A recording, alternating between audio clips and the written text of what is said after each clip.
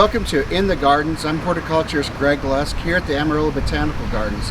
Today we're going to talk about grass. And this grass, as you see, looks pretty nice, but it's starting to get a little thin looking due to shade in the trees. So we're going to talk about what we can do about that. It's a good time after all this rain. We may have lost some nutrients. They leach out below the root zone. So it might be a good time to go ahead and fertilize. It's not too hot yet. I would choose organic fertilizer if possible. It'll be a slow release. It'll carry you through till fall until you do our fall fertilizing regimen, and it'll just help with the health of the plant, the health of the soil as we go forward. Also in the shade, you can always plant seed right now. So if you got some bare spots in the shade, thin spots, try creeping red fescue if you've got fescue lawn. If you're not worried about shade, not having shade issues, Bermuda grass will come right up right now if you've got some thin spots there.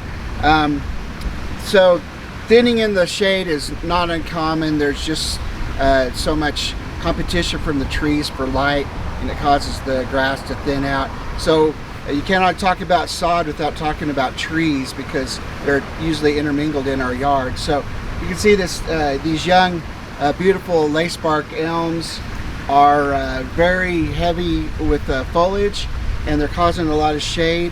That's what they're planted for, and it's a good thing, but it can be too much.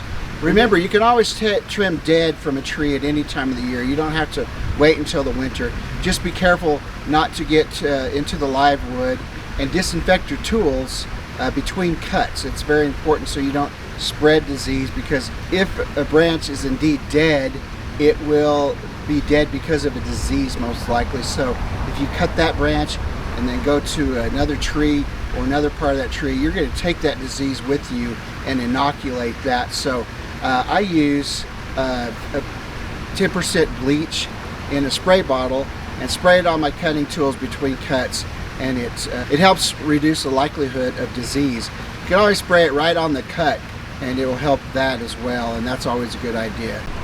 So here we are in the tree.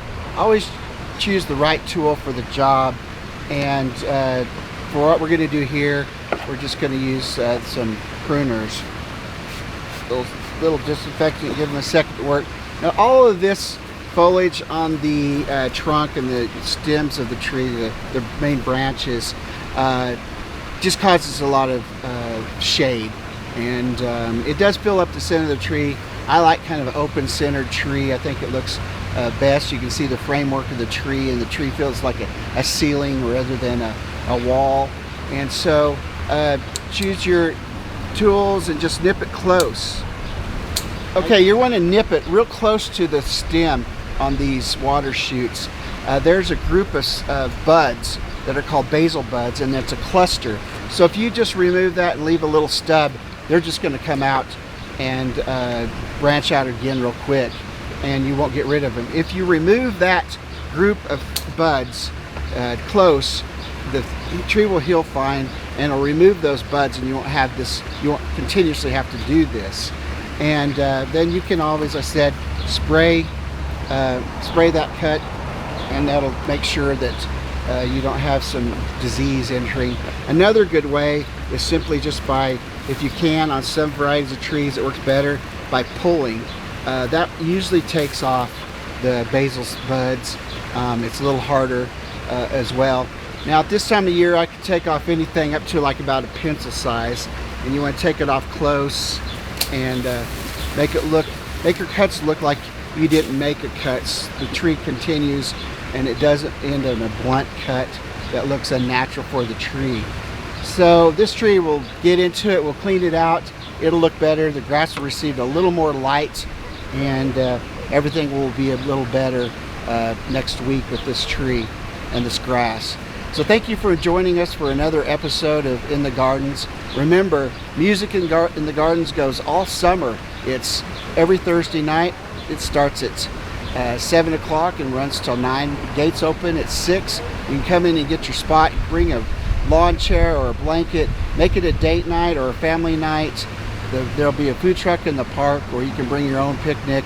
Bring your beverage of your choice and come and enjoy the gardens with us every Thursday night.